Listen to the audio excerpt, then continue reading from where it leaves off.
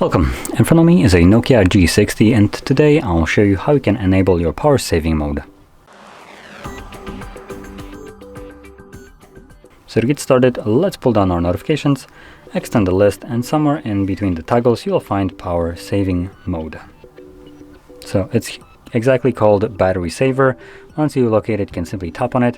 You can see this will turn it on. It lowers the max brightness of your device, makes the outline, I believe, of the battery just reddish, or inside of it.